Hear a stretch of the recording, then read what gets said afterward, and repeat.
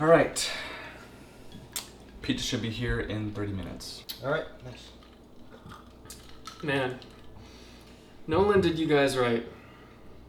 Just amazing work with the trilogy. He even got the Boy Wonder right. Oh yeah, I was in good hands. Yeah, well, I'm on vacation until Justice League. You better perform. Oh, I will.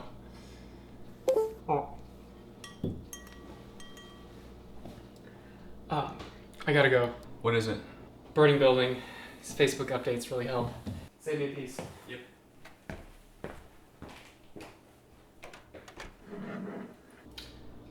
Man, I wish I was him. He doesn't even need a car. I mean, he can fly. You know, you need to let me fly the bat one day. This is why he works alone. We better suit up. Why? I mean, it's not like he came over to when Gotham turned to ice. You're not wrong, but he is part of the League, and you don't turn your back on family, even when they do. Alright. What about the pizza? Alfred will get it. Fine, but I call shotgun. Well, you sure as hell ain't driving.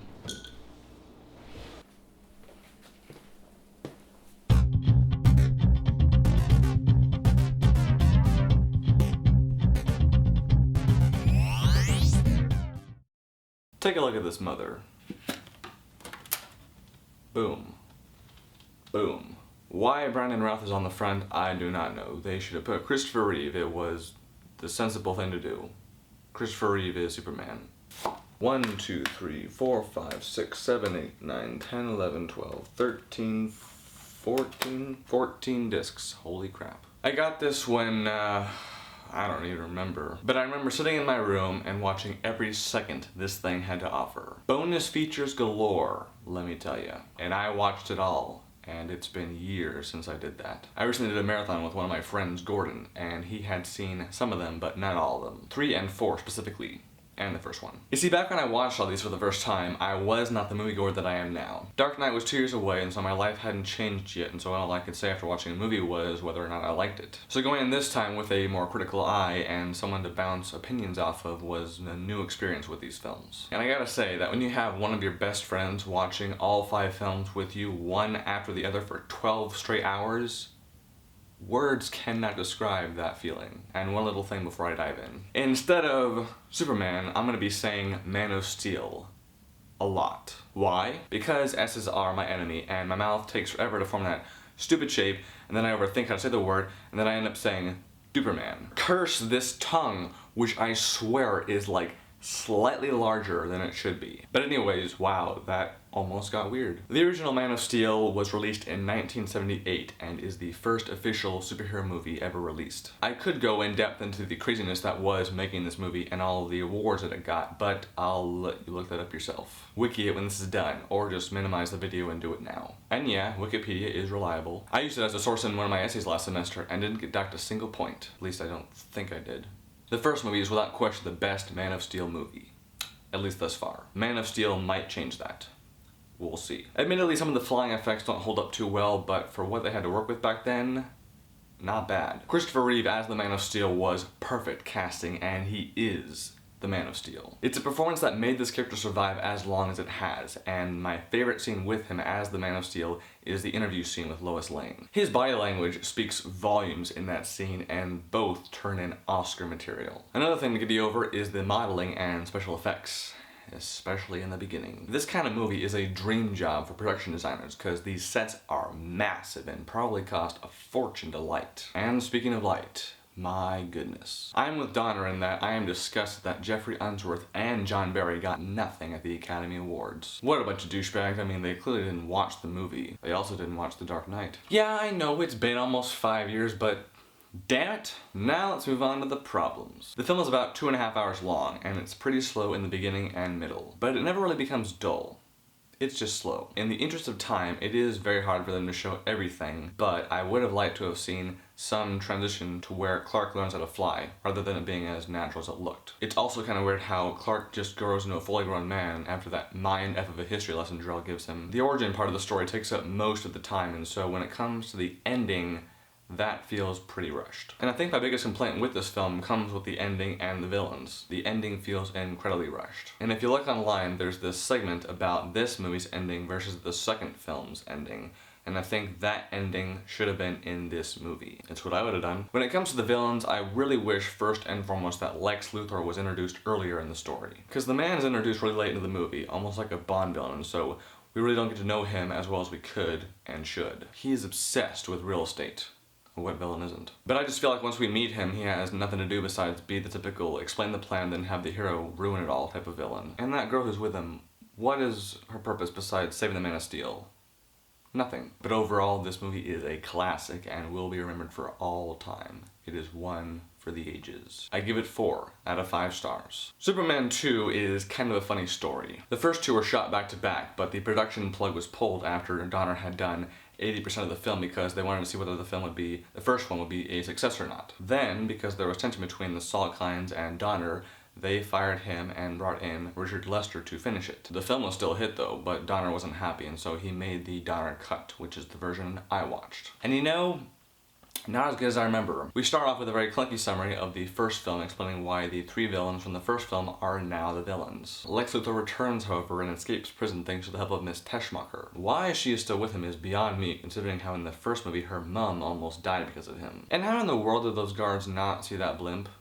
I mean, seriously. The basic story this time, besides the villains trying to take over, is the love story between Lois and the Man of Steel. Kent reveals his identity and becomes human, but after a brief brawl in a diner decides to change back because, yeah, bleeding sucks. Plus General Zod is in town. Send the relatives away. A majority of the film feels like a cheap end-of-the-world movie without the greatest special effects, except for the Fortress of Solitude. The romance could have worked, but it just came off as a really cheesy soap opera affair. And in the end, after all said and done, the Man of Steel once again rewinds time. Which begs the question as to how that trucker douchebag guy remembered him. One gripe I have is that scene at Niagara Falls, which features the biggest, smallest, dumbass kid I have ever seen. It is like the most obvious setup in the world for a here comes the Man of Steel moment. And then there's the finale. Boring, boring, and boring. And how does Lex Luthor get out?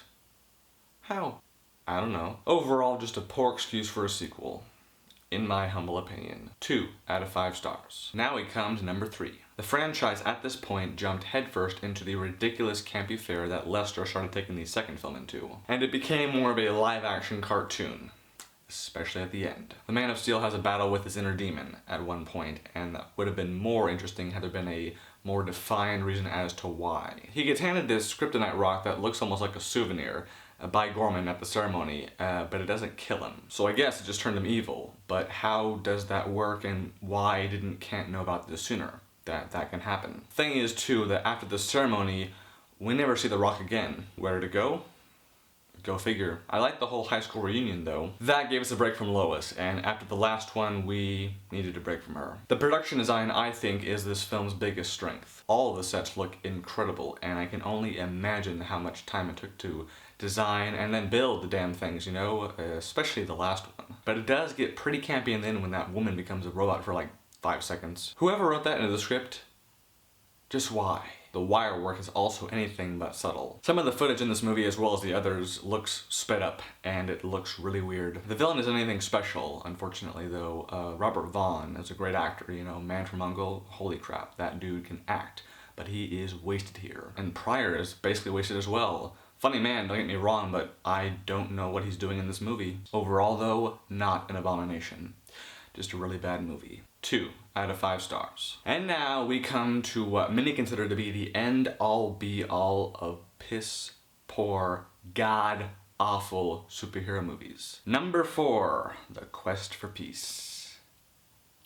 Yeah. Compared to the others, it is straight in the storyline with no boring side plots. The villain may be ridiculous and look stupid, but he had potential. The screenplay was borderline camp, and the love interest didn't go anywhere. And Lois was there because, well, she had to be there, I guess. The budget was cut from 35 to 15 million, and due to piss-poor special effects and heavy re-editing, the film was a massive letdown. However, for some reason, I actually enjoyed this one slightly more than the previous 2. I'm gonna get some dislikes for that, but it's alright. Go ahead. It's okay, honestly. I mean, what can I say? It's 2 hours and 14 minutes long, and it goes by Like that. Number 4 gets 2.5 out of 5 stars. No need to panic and have a heart attack, alright? Everyone knows this movie is bad. It's bad, but kind of fun. We end with Bryan Singer's 2006 film, Superman Returns. Oh my god. Superman. Holy shit, I'm telling you, these freaking S's. It got a pretty mixed reception, and it's one of those films where when I saw it, I tried to find the positives and just forget about the negatives. But after watching it for, I think, the 3rd time, yeah, I have come to realize just how god-awful it is. For one thing, it is slower than a snail. It's pretty boring. The look of the film is very bland, and none of the characters give you any reason at all to care for them. The CGI also isn't exactly grade A, but considering when this was made, they could have done much worse. Oh yeah, they could have. It is predictable throughout, and what pisses me off more than anything is that during the final encounter with Lex Luthor, the Man of Steel does nothing but get his ass whooped. I'm fully aware that kryptonite is on the island, it's part of this landmass, and that affects the Man of Steel. But he literally just stands there and never once throws a punch. Kevin Spacey as Luthor, though, fantastic, and honest to goodness, that casting choice was the best decision they made. He truly embodies the character, and I feel that he is the most interesting person in this movie. He still wants nothing but real estate, but the way he goes about that, that part of the story, that is interesting. I wouldn't really go so far as to say that I hate this movie, but I definitely really don't like it. I will watch the first one over and over again. But the sequels, this one included, just don't deserve your time. Unless you're doing a marathon. Returns gets 1.5 out of 5 stars. So yeah, it is my least favorite one. Shocking, isn't it? I bet you were expecting me to tear the 4th one a new asshole, right? Yeah, well, I do like to surprise. My Man of Steel review will hopefully be up on June 14th, if not just during that weekend. And yes, I am seeing it in IMAX. IMAX 3D. Why is it in 3D, for goodness sake? With Snyder's visuals, Nolan's approval as producer, and David Goyer's script, we should be in for something special. Top 10 list, I'm hoping, man. Top 10 list. Fingers crossed. If you've made it this far, dude, thank you. Seriously. I appreciate it. Have a super day. Oh my god. A little rusty there. There we go.